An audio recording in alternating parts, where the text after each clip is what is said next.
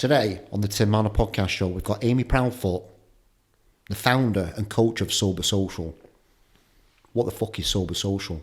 Sober Social is a group, we're a group of wellness professionals that basically throw wellness parties to help people have fun without the need for alcohol. That's what we do. Where's it come from? Let's start off with the darkness on this, Amy Proudfoot. Ooh, what makes you think there's darkness? I fucking see it in your eyes. Because I've got darkness within me that I see yours. Yes. So why have you set Sober Social up in the first place? It's a very, very interesting question. So if we rewind 5 years ago, I was living in Australia. I was very much work hard, play hard, working in corporate and living in corporate. I lived and breathed it, you know? Yeah. And what were you doing? Corporate? I was in sales. It was cutthroat. It was literally back-to-back Friday, Saturday nights, you know, living for the weekend, not having much self-care, doing a lot of drinking. And I mean a lot. And the thing is, when you're working in sales, if you have a good day, you drink. If you have a bad day, you drink. That is basically the cue for every single emotion within our body. So that's exactly what I did. And, you know, for a whole year, I was living the Dolce Vita of Oz. You know, I was absolutely going in. And it got to the point where I experienced a breakdown. And even now, you know, the body remembers it's a trauma that is triggered. Mm-hmm. And, you know, it was a very difficult time, but I literally got a flight back home to the UK and I went on my healing journey. And, you know, I was agoraphobic for 6 months.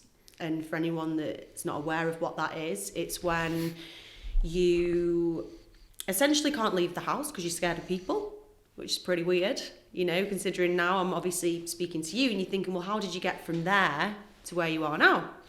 And I did it all naturally, you know. I just went through this healing journey where... Well, talk to me about that. Talk to me about, right, your agoraphobia, right? You're in your house, scared to fuck of people and the outside world. Yes. What was that step that you made to get out of that? How did you do that? Nutrition, exercise, breath. Was there one day that you just thought, I can't carry on like this, I need to... Do you know what? There was a day where it was like the straw that broke the camel's back. And it was the day where I was like, no more am I living in my shadow. I am not going to continue existing, because that's all I was doing. You know, going from someone that was really high energy sales to just being scared of her own shadow overnight, it was really tough. So I read a book called Feel the Fear and Do It Anyway by Susan Jeffers. Mm-hmm. Amazing book. Definitely would recommend reading it if you want to push past barriers.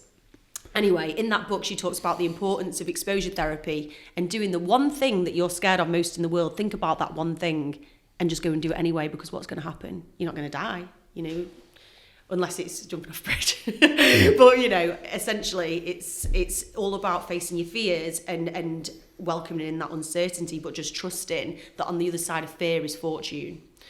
And I was like, right, what am I scared of?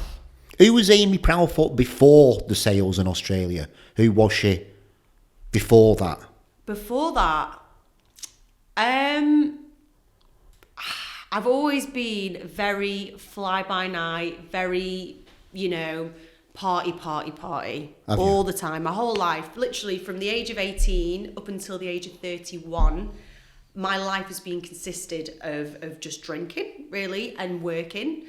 And I actually used to run club nights in Manchester. So as you can imagine, being someone within that lifestyle, it was pretty hardcore. Yeah. But just to go back to that day where I made the crazy decision, at the time it seemed crazy, I basically booked a one-way flight to Italy. Because I was like, well, I can't even leave the house to go and get some milk from the shop. So I'm just going to literally book this flight and see what happens, because I don't care anymore. I'm not living like this. And literally booked a flight to Italy. I was absolutely petrified. Some of the time I'm medicated with alcohol to try and get me through, which was tough. You know, I was an alcoholic at some of the stage when I was there, but I met this beautiful family. They basically took me in. What were you going to Italy for? Why did you choose Italy?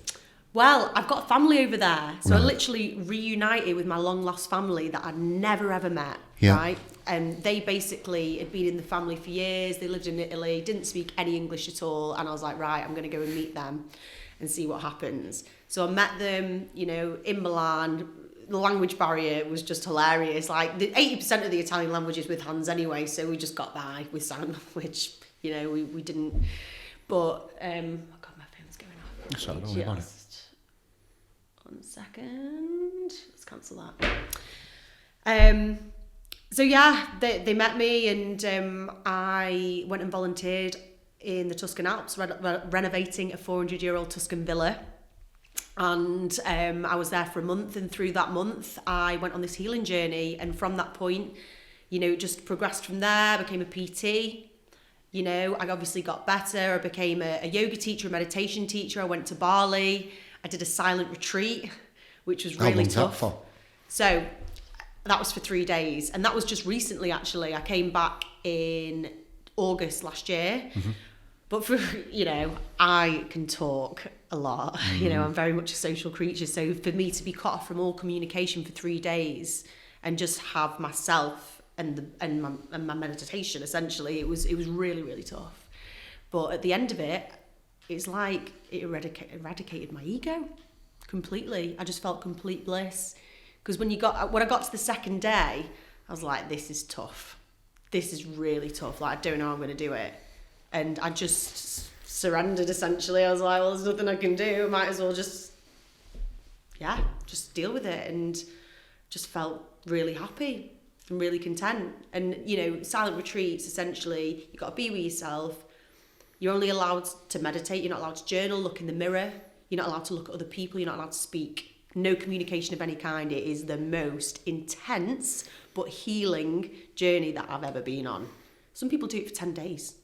You know, it's called a Vipassana.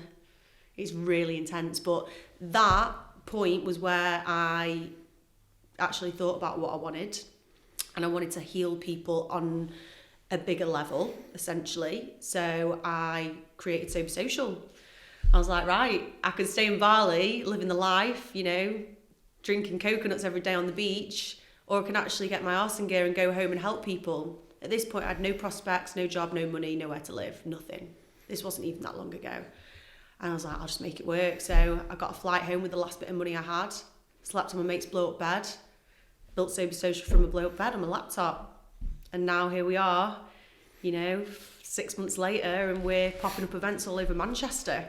Do you talk about, you can tell me no on this, but what was your sort of like childhood like, and like mum and dad and parents and stuff like that? I don't tend to talk about that, to be quite honest, but my mum and dad did split up when I was 10, and my dad was a huge part of my trauma. Yeah. We didn't have a very great relationship. Yeah. You know, emotional abuse, etc., etc. So that probably added to the breakdown that I experienced in Australia. Yeah. But it's something I'm still working on. Me too. We all are, aren't we? We are, yeah. There's lots of childhood conditioning, you know, that we've experienced, but I feel like we've got so much out there. How do you?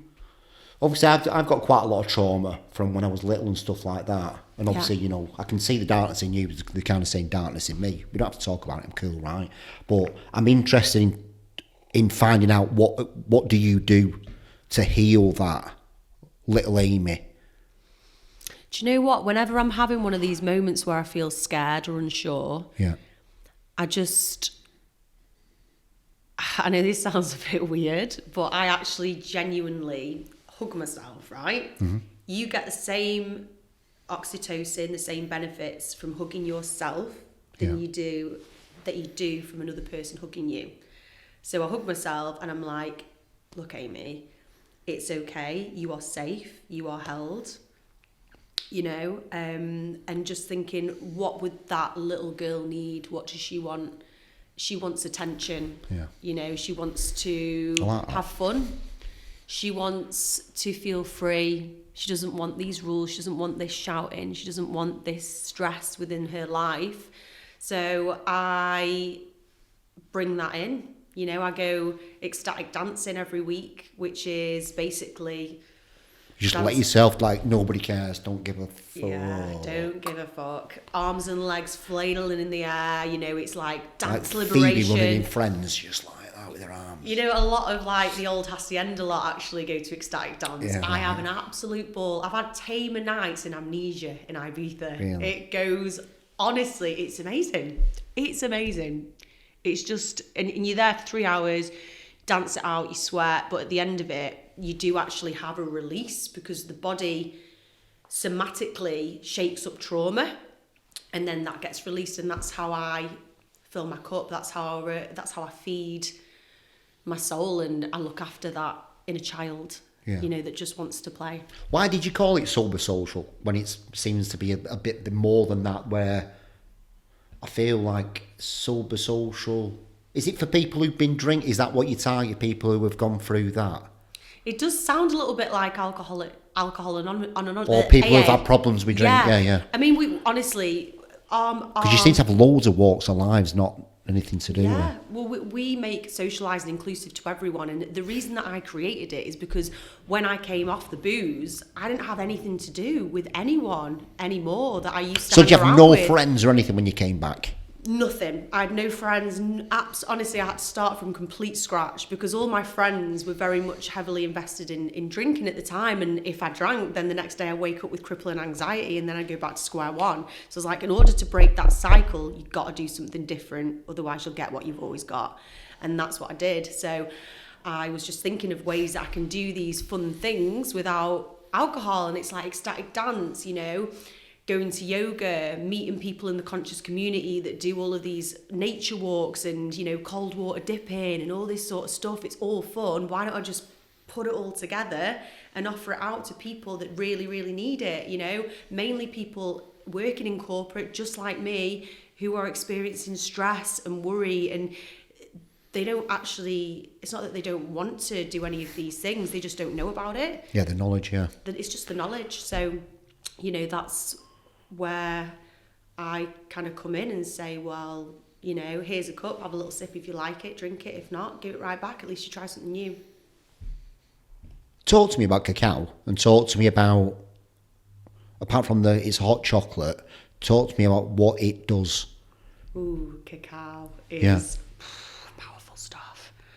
Honestly, I actually met my best friend over a cup of cacao, and what it does is it helps people connect and open up. You know how we're talking about our traumas right now? Yeah. I had a cacao this morning. I would still talk about it if I hadn't, because I'm a very open person. I believe that sharing stories heal. But the cacao's allowed me to share more. So when you drink it, it basically feels like you've got the energy of coffee, but 10 times potent but without the jitters. It's not. So do you drink it every day?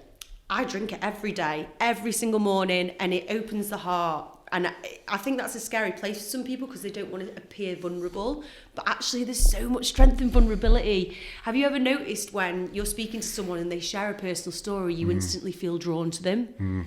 And it's because deep down, we've all got our own personal stories and vulnerabilities. Yeah. Everyone's got they've experienced adversity or challenge in their life at some point, but it's just about being able to connect to that. Yeah. And through all these different little... I did a mushroom ceremony at the weekend. Fucking hellfire. Really? And I was left in the fetal position. Vulnerable. Powerful. Just vulnerable on the floor.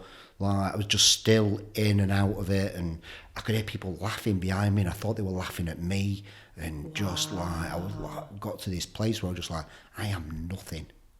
And I need to be on that. I need to let go. And I can't let go. I'm so scared inside. Little Tim's so scared. I don't know what he's scared of. There must be so much.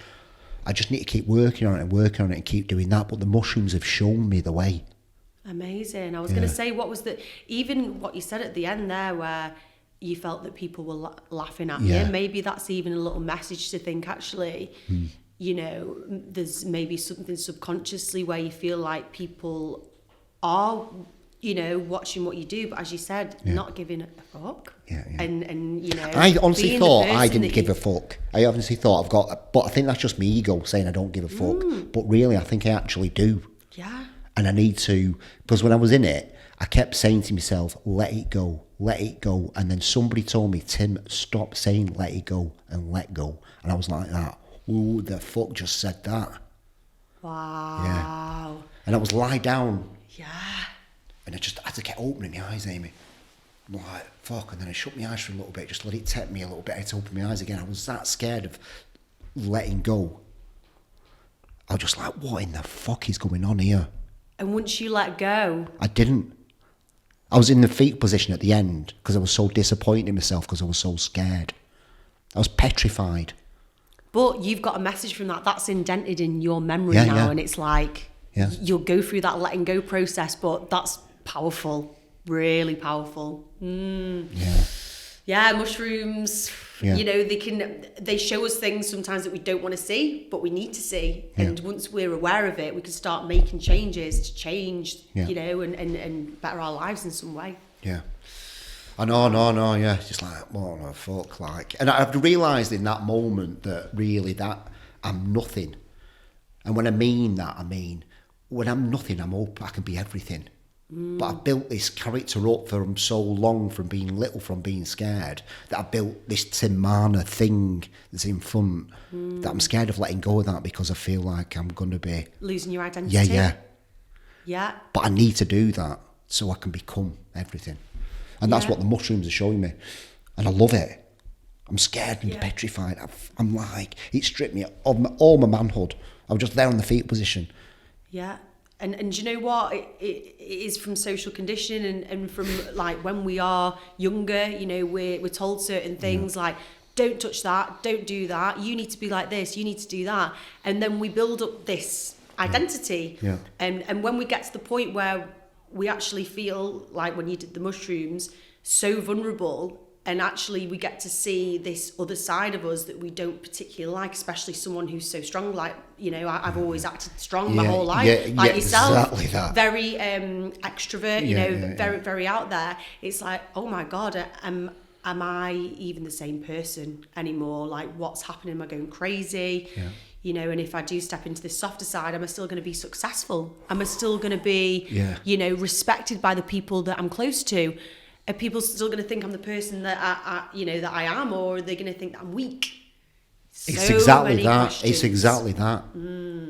It's interesting. Yeah, I'm just letting it do its thing and just letting it decipher and just kind of keep going. But that message and just me able to talk, you know, there's a reason you're here. There is a reason I message you, and it's for to talk about stuff like this.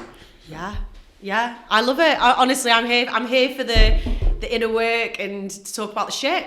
You know, we've got to talk about our shit, otherwise it just festers and it manifests here. Yeah. And all of a sudden, you know, something happens. You have some kind of realization or, you know, breakdown, or maybe, you know, it manifests in other ways. But with my breakdown, you know, the part and parcel of the reason that happened is because I never confronted my childhood trauma, and I was drinking to bottle it all up. You know, that's what we do to cope.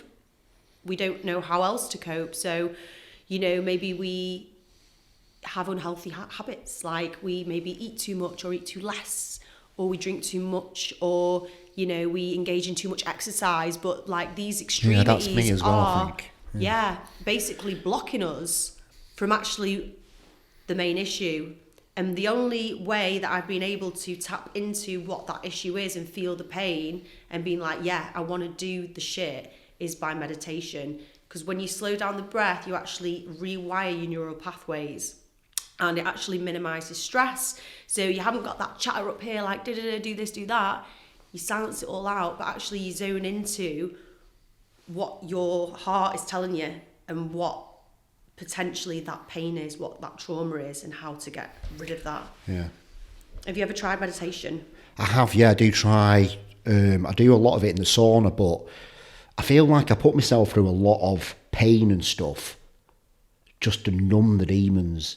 And I do meditation, but I'll do it in the sauna just to see if I can do half an hour of meditation in the sauna. Just because I know. But I think to myself the other day about me going to gym, because I go to gym a lot, and I feel like sometimes I go to the gym to make myself strong so my dad can't hit my mum, so I can protect her. And I've got that in my head as well. I'm like, wow, that's quite interesting. Wow, yeah. So you feel that, so there's that added responsibility. Yeah, so yeah, you feel that's you know, quite a burden to bear. To carry, yeah. This is what I'm going through, like doing all this work, because I've got a therapist as well, and I go to the mushrooms and then I unplug it with her, and why am I kind of doing that? And then, you know, meet amazing people like you that I can talk to about it. Because you can talk it away, I feel like I can talk to someone. They don't get it, and what's it? And just what I've just said's just been talked away because they don't get it, they don't understand it. when you talk to someone who resonates with you create that resonance, that connection helps us not feel alone and that we belong. And that's all we want to feel as humans is connection and that we belong. We come from tribes, we're tribal creatures. Yeah. We lived and breathed in that tribal environment. And now I feel like everyone on their entrepreneurial, journeys, like you and me, it's very lonely. It can be a lonely existence because you create this brand, this identity in your head, and you have to carry that alone. But actually, the strength in numbers, and when we all come together and we share our stories and we connect, that's where the beauty is. So this is Sober Social. This is Sober Social. This is we're talking about. This is what Sober Social has been set up for. 100% is to establish connections, but help people. Show up as authentically them. No labels, no judgment, no nothing. You step into that room, you have literally a whole community of people smiling at you, welcoming you with a hot cup of cacao. As soon as you drink that and you set some intentions, you just feel oneness. I know that sounds a little bit woo-woo, but you just don't care about what that other crap, what happened at work previously that day, what you've got going on later on in the evening. It doesn't matter because all that matters is the here and now and the presence and actually doing something good for yourself. Maybe that's through yoga or breath work or fitness. It could be absolutely anything, but it's just a space for people to feel just transformed essentially and like the part of something. That's what I wanted to create with Sober Social. So take me through, how does somebody get into Sober Social? What events do you put on? How does it work? Do they just book Amy Proudfoot for a cold water session, breathwork, what? Yeah, so we actually have an event coming up tomorrow, so I'll run you through that because that's going to be awesome. Now, it's called Yin Yang, and the reason it's called Yin Yang is because we have these polar opposites, the yin and the yang. The yin is more receptive and it's a lot softer, and it basically is a little bit more creative. It's like the more flowy side of us. Like the feminine energy. And then you've got the yang, which is the masculine, the doer, the fire, the one that goes forth, the one that drives. So we've got the hit element, which is the yang. So I'm going to do a hit session. It's going to be 45 minutes. It's going to be pretty spicy. But then Rose, who is an incredible yoga teacher, she's going to bring everyone down with a gentle yin. And then we're going to do a little bit of breath work to bring us up ready for the after party. So with the after party, we've got DJ Earth Wizard on the decks. Earth Wizard. Earth Wizard, he is an amazing man. He's actually a barefoot wanderer. Oh, is he? Yeah, oh, that's right. He's a man of the lands. He's an ecologist, very, very quirky guy, dreadlocks.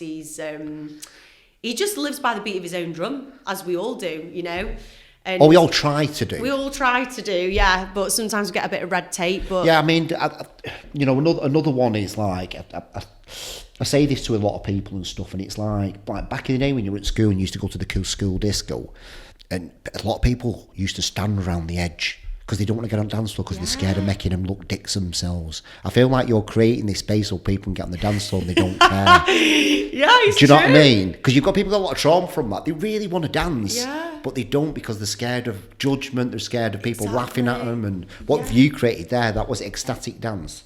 Yeah. So we do ecstatic dance sometimes, but I mean, at the after party we dance. We do a lot of barefoot dancing. We just. Is it not the same thing? Yeah. I mean, ecstatic dance basically is like a dance where there's no talking on the dance floor, no phones, no nothing. It is like you and yourself, and you're dancing to release whatever you need to release. Whereas the after party is a little bit more relaxed. It's just like if you want a bit of a boogie, you can have a bit of a boogie. There's no judgment. Is that your boogie, yeah? That's my boogie. Right, okay. Yeah? What's your boogie? Give us your best boogie. It's Go not, on. No, it's definitely not that. But I do feel like I want to try an ecstatic dance. Oh my goodness, come to one. Honestly, on the next Sober Social, ecstatic dance, I would love you to be there. You would absolutely love it. At first... So ecstatic dance, is that just a one-off event, is it? You do cacao first and then do that? Yeah, so we do cacao, we have a sharing circle, and we'll all, set intentions, and then it's literally just dancing. We'll start off with a bit of shaking, just to get ourselves warmed up, like shake whatever, isn't vibing anymore, just get it all out, and then... you'll go into this rhythm and all of a sudden you're getting carried by the music and you don't know why. It's just happening. You're there purely for the love of the music and the people. You know, you can be in your own little space, but also if you catch eyes with someone and you want to have a little, you know, that's absolutely fine. That's how it works. I absolutely love ecstatic dance. It is just incredible. It's saved my life. It sounds awful, if I'm going to be honest with you. Try it, honestly. And I will try it. It's just I've got to feel the fear and like kind of do it anyway. But the idea of doing that, I've got this picture of me in a fucking woo-woo Wendy in a fucking big flowing skirt like that. Coming to my inner heart sanctum. Maybe that's my boogie. Well, do you know what? But which means I need to try it, because what I'm just saying is absolute bullshit, ego, patheticness. No, but it's just our condition. It's honestly, you know it is, which is pathetic. Yeah. It's totally pathetic. Yeah. Do you know what? Do you know what? I feel like, say for instance, you were scared of heights and someone said to you, do you want to do a skydive? I'd be like, absolutely no, I'd hate it. You know, but someone else that had done it, they know it's amazing. They know it would be exhilarating. It's kind of the same sort of concept, you know. It's just because we have this fear that we don't do something, we talk our way out of it. With the cold water this morning, every single morning, it never gets any easier. My mind's always like, no, Amy, don't do it. But our minds are programmed to keep us safe. You know, it's just chatter. Our minds actually don't know the difference between true or false, right or wrong. It's just a machine. So whatever we feed it, it basically processes. So for instance, manifestation, bit woo-woo, yeah? You could literally close your eyes and imagine a scenario, and your body releases the same chemicals and energy in the body as if you're actually experiencing the event. So think about all the times in the day where you're like, oh God, I'm no good at this. Oh God, I've got to do, what if this happens later on and I have a car crash? What if this, all these scenarios in your head, you're creating this stress response in the body, which is why we then feel this immense amount of fear and resistance to try new things in life and, stepping out of our comfort zone, because we've actually created these scenarios in our head that don't actually fucking exist. So what I would say is, on the back of that, if you wanted to try and rewire your brain, manifestation, visualization, whatever you want to call it, is powerful. You can close your eyes, imagine yourself in a sunny beach in Barbados, living the, La Vida Loca, whatever it is. That was a bit of Ricky Martin there. I don't know where that came from. But if you actually envision it happening so much every single day, quantum physics, whatever you want to call it, you will magnetize that into your life because you believe it will happen so much. It's the power of repetition, And that's kind of what I did with my breakdown. There's no way in hell I would even imagine that I would be stood, delivering a speech to 40 people in a room about my traumas. It's sober social because that's what I do, but it's easy for me now because I've envisioned it so prominently in my brain that it's just, it's already happened. It already went well. How bad was that agoraphobia? I mean,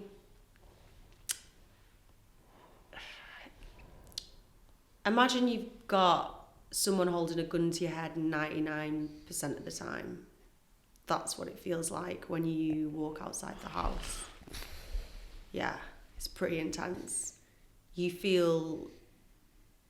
I felt scared of my own family. I felt scared in general. My body I didn't trust being in my own body. I was absolutely petrified. But after, it's just like when a baby's learning to walk for the first time and learning to do everything for the first time. That was me. I went back to an infant and I basically had to learn how to catch the train for the first time, drive a car, wow, go to the shop, do everything for the first time and keep doing it, even though I felt so scared.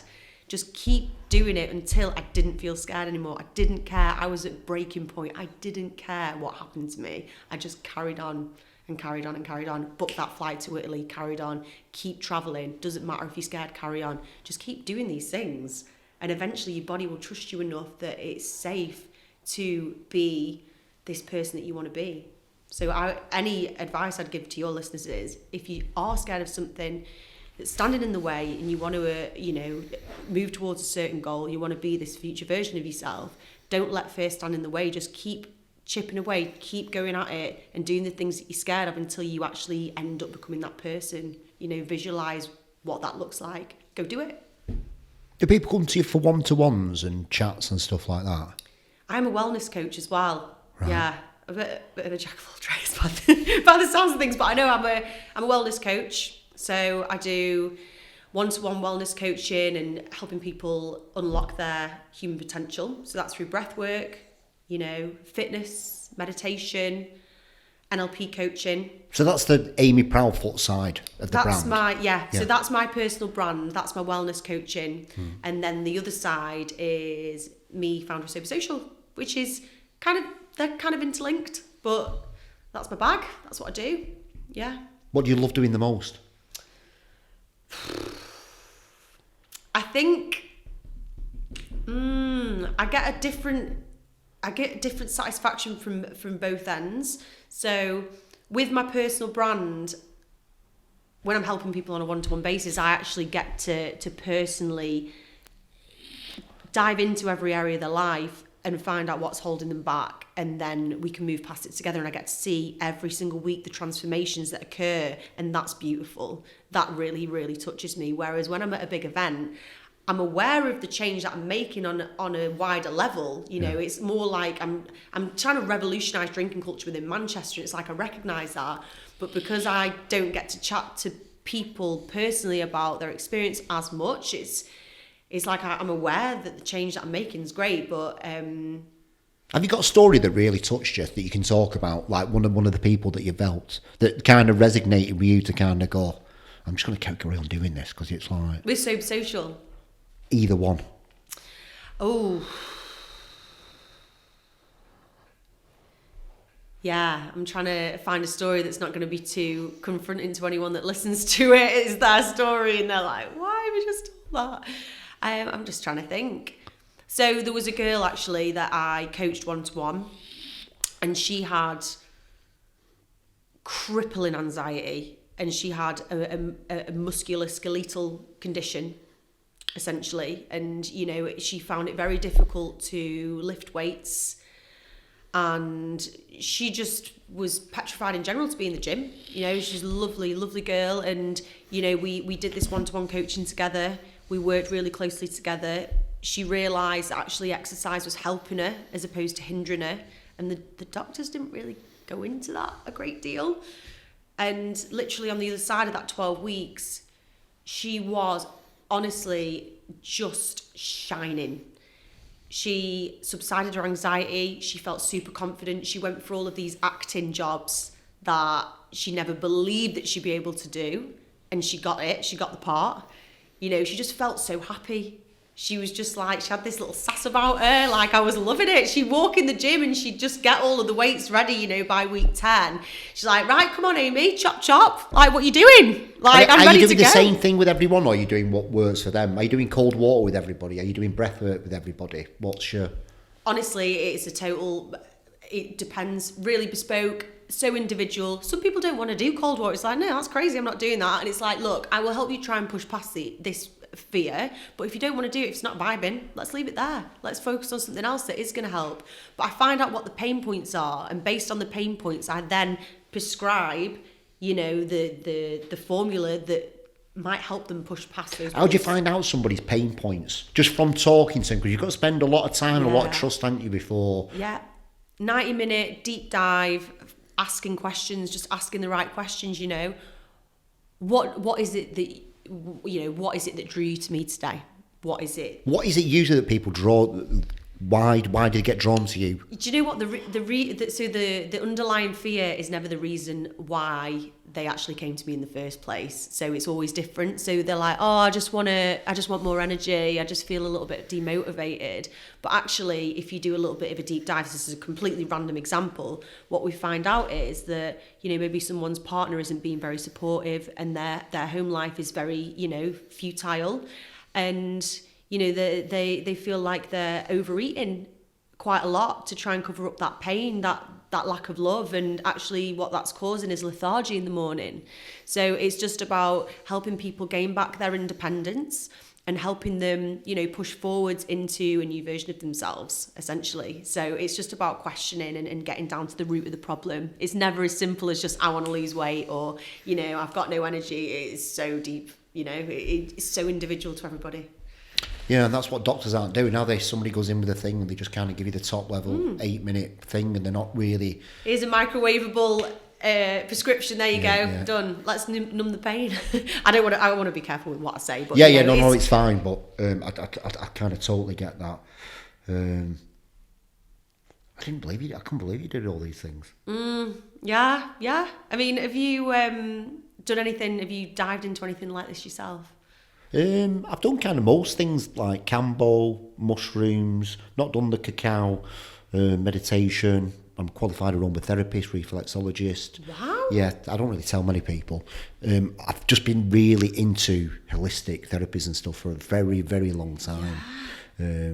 Do yoga, just do all sorts. So out of everything that you've ever but it's tried just work. So far... It's just work. But the mushrooms is like, it's the different work that I'm doing. The yoga and all this just kind of subsides me demons. Yeah. Where that mushrooms, I'm just like, I can't escape my bullshit. We can't escape our shit. No, we've got to look at it. It's there to be looked at. And it's like, at first, it's so painful, right? It's never easy. Like, I've been through so many breakdowns and, you know, rising from the ashes. And every time, it's never easy. But it is the most healing. And through that, you transform into this person that has a lot more compassion for themselves. I think, you know, personally for me, that's how it's been, is literally us being too hard on ourselves sometimes and not feeling we're enough. And it all stems down to childhood. You know, if you've had experienced, you know, challenge within your childhood, and, you know, you were constantly told by your parents that you're not doing well, for instance, this is a random example, at school, you know, you need to do better, or, you know, why aren't you doing this, you know, you're being too loud, you're doing this, you don't feel enough for them. So we, you know, try and make up for it in other ways. And like, I've been you know, I've experienced this within my entrepreneurship, essentially me overworking to try and prove something, but actually that's just trying to heal the parent wound. Yeah, that's what I do. Yeah, overwork. It's like, who are you overworking for? Yeah. I feel, for me, when I went to Bali, actually what I discovered is all I want as a human is peace. Yeah. Peace and just love without sounding too woo-woo, but isn't that what we all really want deep down, is like peace? You know, just like... I'd say so. I think, you know, I try and chase happiness for a long time, but that's bullshit. And I just want peace of mind now. That's why I'm doing this work. I just like to be at peace with some of my thoughts. I'm just like, I just don't want things to bother me. If my dog died, I want to be all right with it. Yeah. I want to kind of go, we've had a beautiful time, mate. I don't want to feel that loss, because I know where that loss has come from. It comes from little Tim being... I'm just like, I don't want to be like that anymore. I want this beautiful peace about me where I'm cool with it. Yeah. And do you know what? I used to literally feel like whenever something bad happened in my life, oh, why is it always happening to me? This is just fucking annoying, blah, blah, blah. You know, but if we look at every misfortune as a fortune, and just hear me out because that sounds a bit weird, and either a lesson or a blessing, then we can understand how life works. So for instance, say if you went for a job and you didn't get the job, you'd be like, oh, didn't get the job, and you feel down on yourself. But what if you weren't meant for that job? What if you're actually meant for something a lot greater? Because the reality is, that's not the end. You will get another job, you know, or you might end up in a different scenario that actually serves you better, or there's a lesson that you need to learn that will actually grow you into the person that you're meant to be. You know, if you see everything that happens to you adversity-wise in your life as a blessing or a lesson, something to be learned, or, you know, there's a reason why I'm getting protected from this, because, you know, in that you can find the beauty. Because I feel like there is some kind of something out there that is looking out for us, essentially, you know? Yeah, it came to me in my mushrooms, but I won't let it take me. Them, I'm saying. Who's them? I don't know, guides or something came to me in my mushroom ceremony, wanting to take me and show me, but I wouldn't let them. And I just kept opening my eyes. wonder what that's about. That's interesting. I mean, definitely one to speak about your therapist with, I would say. But I'm just going to do the mushrooms again, and I'm going to keep doing it, and I'm going to keep letting go, where I can let go and let them take me and show me what they want to show me. They want to show me something, but I'm not allowing to do. Maybe it's something great. It might be. Probably will be. Yeah, it's them maybe showing you this version of yourself that could be. But little Tim's scared of losing his identity and having nothing. Tell me your experience with mushrooms, hallucinogenics. So I mean, you know, the first time I did mushrooms, I was in Thailand in Koh Phangan, and it wasn't ceremonial in any sense. Yeah. And you know, I didn't really get any sort of messages through at that time. I didn't really care. But the first proper time that I did mushrooms with this new version of me, I just felt complete acceptance for who I was without any labels or anything, just like pure love and pure acceptance, and just like a renewed sense of myself. It was just like someone pressed the reset button on life, and I woke up the next day and I was like, wow, I don't care about that anymore. That's got to go. You just literally are like, let's cut the bullshit on life and let's create this version of me that is like so much happier, so much, you know, more comfortable in her own skin. Yeah. And yeah, that's pretty much it. But I microdosed for about 2 months. So, you know, talk me through that, because I don't understand that. I know people say microdose, but what does that mean? You're taking little amounts every single day. What? Yeah, like 0.01 or 0.02 of a gram. It doesn't make you hallucinate, but what it does is it slightly alters your brain chemistry, and it's actually proven to be an antidepressant essentially, you know. But the mushroom, it's a plant, so it's a natural form, and you don't trip out or anything like that, you know, because it is a psychedelic, don't get me wrong, but you don't experience that. You just experience like this little bump of like someone's turned on a light switch in your head. Have you ever watched Limitless with Bradley Cooper? Not as extreme as that, but on the same sort of wavelength, when he takes that first pill and he's like, whoa, okay. I can see clearly. Yeah, I can see. I've got clarity, and I'm not, you know, everyone, I would say, do your own research, but this is just my personal experience. Yeah, we're not condoning it, just anybody. Yeah, not condoning it. This is just my personal experience, you know, with microdosing, and it was great. So you've done microdosing and you've done macrodosing. I've done one macrodose. Yeah. In my life, in a ceremonial setting. But yeah, it was great. And the cacao ceremony, basically opening up your heart. So the cacao isn't a drug or anything like that. It's just purest form of chocolate from the Amazon. Well, it's a Peruvian superfood, and it's you know 100%. It's the business. And what you do is you melt it down with a little bit of water. You know, put some sweetener in it, maybe honey or algarve syrup, a bit of cinnamon as well for flavour. And then, you know, it's just like this really beautiful, rich drink that is like hot chocolate, essentially. But, you know, it does so many different other things. Like it, you know, improves your cardiovascular system, helps with the blood flow, you know, alleviates anxiety, depression. You know, it helps us tap into the heart space and what it is that's going on in here, so we can help maybe release some trauma from the body, or we can at least work with it. You know, it's just incredible. I mean, you can have different doses. Every day I'll have maybe 15 to 20 doses. That's not really a ceremonial dose. It's probably just going to give you a little bit of an elevated state. Because that's what I was running, because it's like microdosing, then you come to macrodosing, you're still going to get the same feeling. And I feel like if you're doing these small bits, your body's getting used to it, where you're not getting the full effect when you do a full macro ceremony. Are you still going to get the same full benefits, where when you have that macro, it just like shot to your system, like, oh no. So the macro, you'll have 50 grams, and you'll do it in you would typically do it in a ceremonial setting. You lied on the floor, or you sat up, are you? You might lie on the floor, you might sit up, it's however you feel comfortable. And you would lie there and either meditate, and you'd then all of a sudden start to feel little tingles in the body, you know, you might feel a little bit you've got this energy surge, like it's just energy moving through the body. But then when you meditate, because you're able to gain this deeper sense of consciousness of who you are, you're then able to get little messages that come through. So set that intention. When I did the mushrooms, who were those men? What did they want? What were they trying to show me? Maybe try it. What have you been shown? Have you got guides? Have you been shown things? Or do you not talk about it because you don't want to talk it away? How secretive do you keep stuff to yourself, or do you overshare?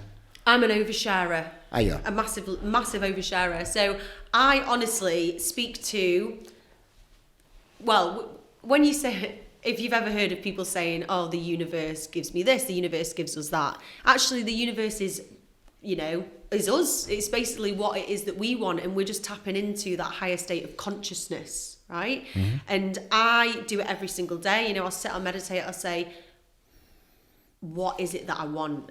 Because we've got two brains, right? We've got this brain up here, and then we've got our gut microbiome. The microbiome. Yeah.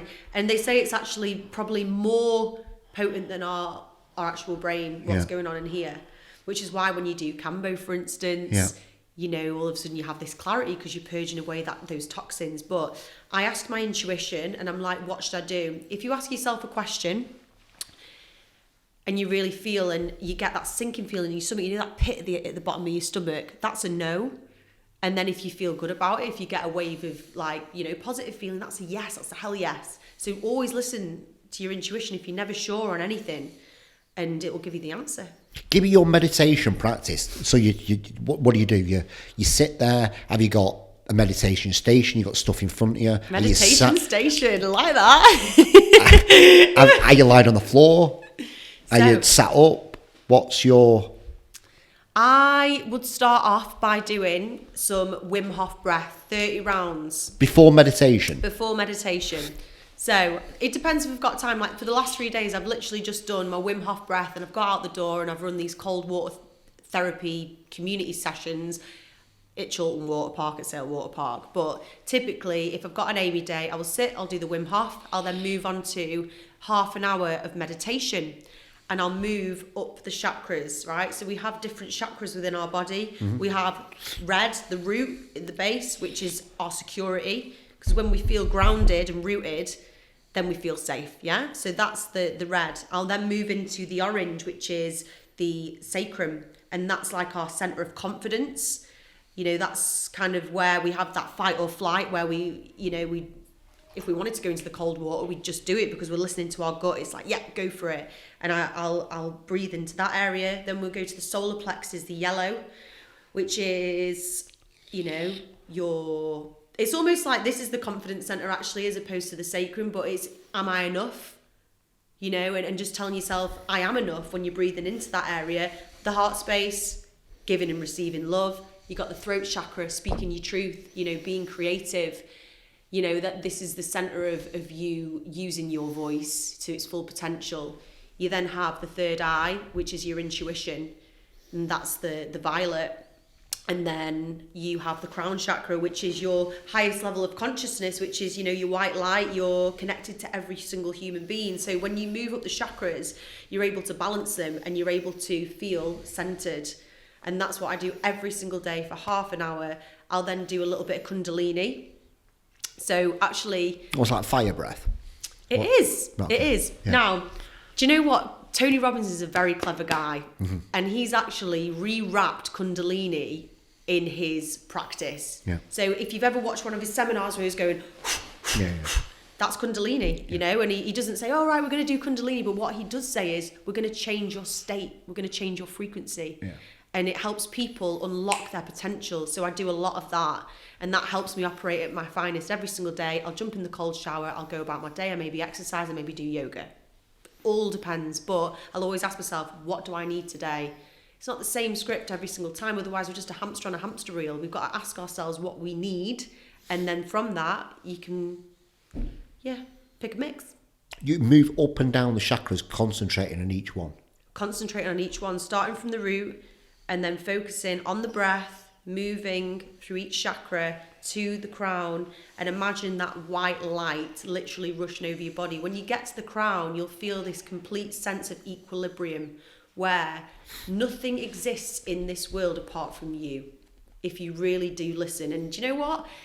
Paying attention and meditating for that long, it ain't easy. My mind is going a million times a second, but it's just about, if the mind diverts to something else, acknowledging it and going back to the breath. It's fine. You're thinking about other things. The brain's designed to do that. It's just about really tapping into the breath and just being present.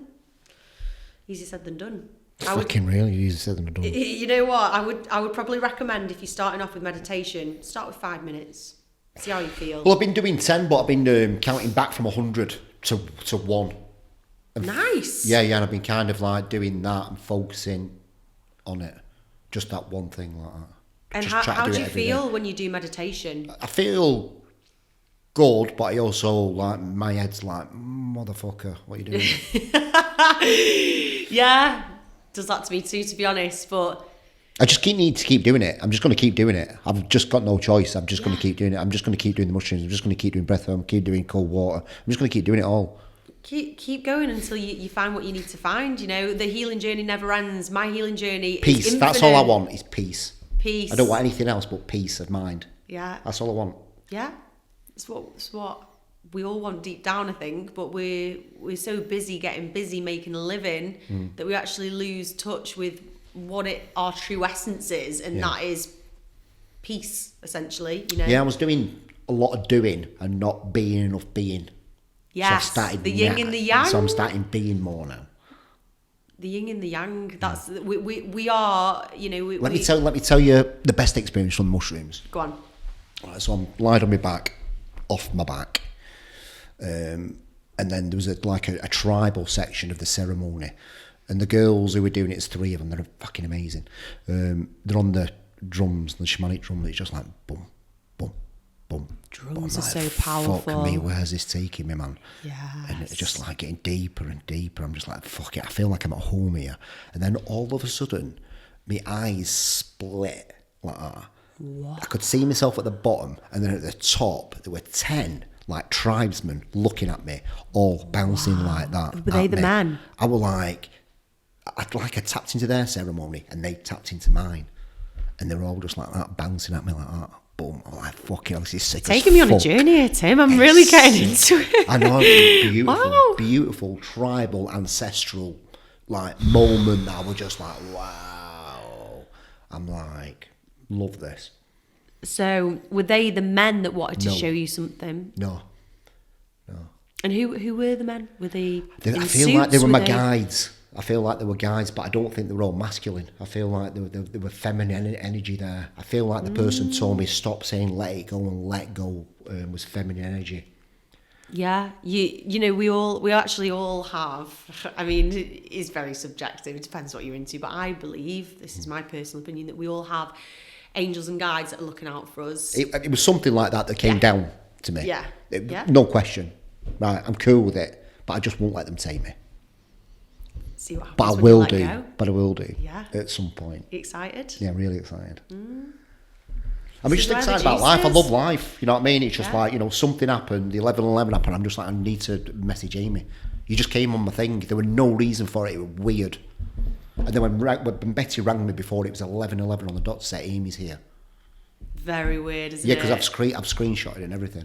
And there were just weird things happen for you to come here. Yeah. It's all meant to be. Yeah. Yeah. The mushroom things, just love it.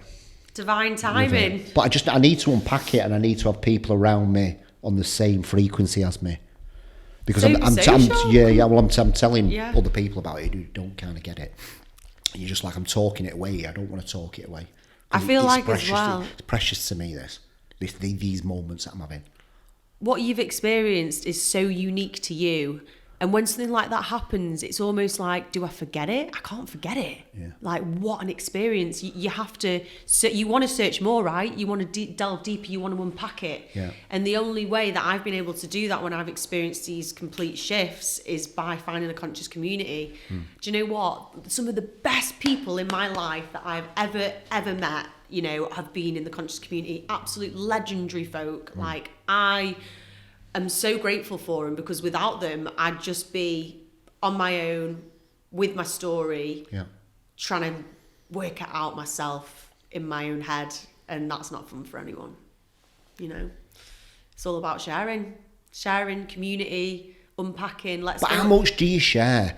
From your point of view, how much do you share? Should you not keep something to yourself? Should you not keep a little piece that's kind of yours? Because there's experiences in my life that have been beautiful, and then I feel like I want that for myself. I don't want to share that with anybody.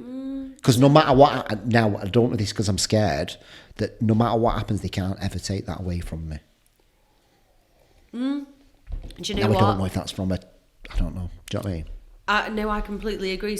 Everyone's different. Some people want to keep stuff to themselves, and that's okay. Yeah. And like others want to overshare, like myself. You know, and it's just because I've found a lot of peace in oversharing, because I get to get other people's point of view, and it's almost like I'm releasing any thoughts that are going around in my mind, and I can almost understand my story better.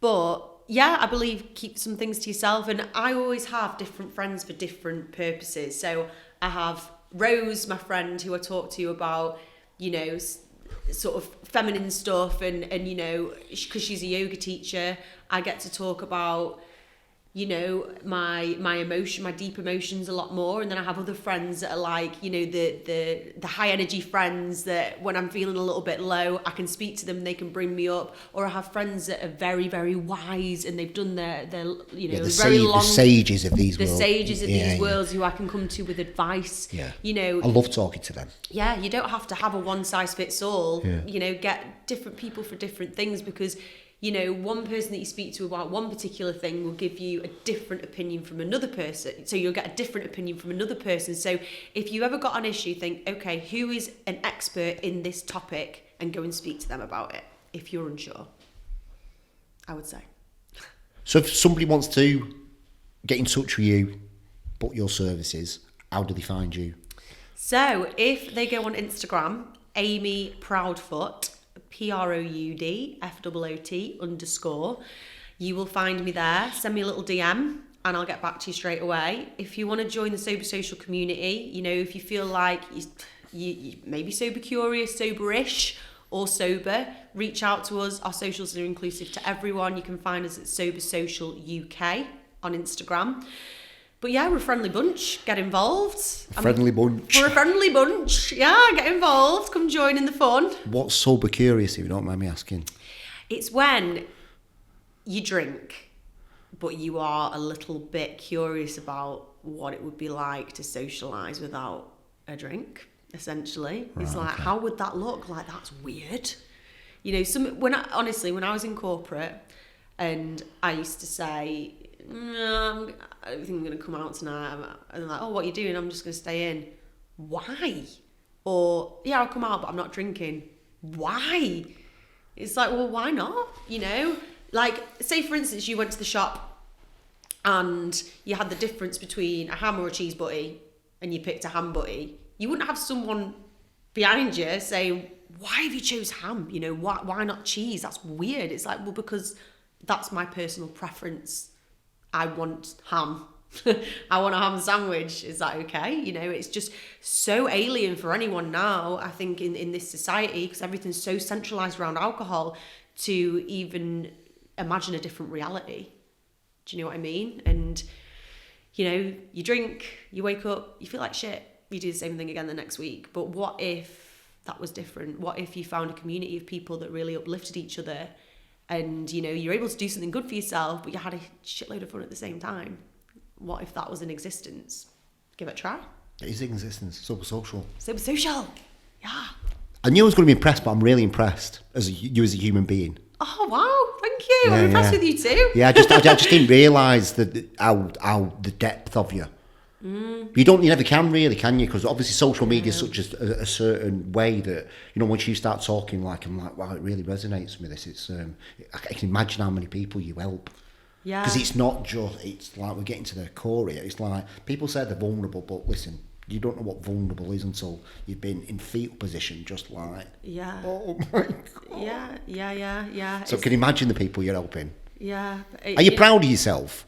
I am. I feel like I'm so Or have busy, you got a bit of an sometimes imposter syndrome? Like, oh my God. So many times I've had imposter syndrome saying I'm not good enough. You know, I have the same, but even every coach needs a coach. I've got 2 coaches. I have a therapist that I go to once a month. Amazing. And I also have a coach. I'm not just like this absolute, you know, I've got it all figured out. I've not got it all figured out. Oh my gosh, I have wobbles. Sometimes I cry. Sometimes I freak out. Sometimes I get in my car and scream as loud as I can. We are primal creatures. You know, when you, if you watch, a wildlife show, whatever, David Attenborough, and 2 animals come into confrontation and they have an argument, you know, ducks, they ruffle their feathers, or animals, they shake. As human beings, we don't do that. We're just walking around in suits with briefcases and we're being all, you know, contained about it. No wonder we feel, you know, like stressed inside. It's all about releasing, getting back to those primal roots. You know, I do a lot of shaking every day. That's exactly how I felt. They're all looking at me like that. That's exactly that moment. They're all fucking bouncing at me like that. Like, come and fucking join me. Yes. I'm just like, wow, this is sick. Amy, thank you so much, mate, for your time. Oh, it's been a pleasure, honestly. Thank you for just inviting me on. Goodbye, everybody. Bye.